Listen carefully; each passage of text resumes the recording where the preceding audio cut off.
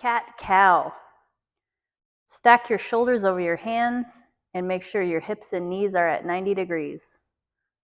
Tuck your head and arch your back as high as you can, using your abs to pull your pelvis in.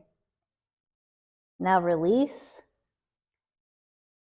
Point your head up and allow your abs to stretch while your back muscles pull your back shorter.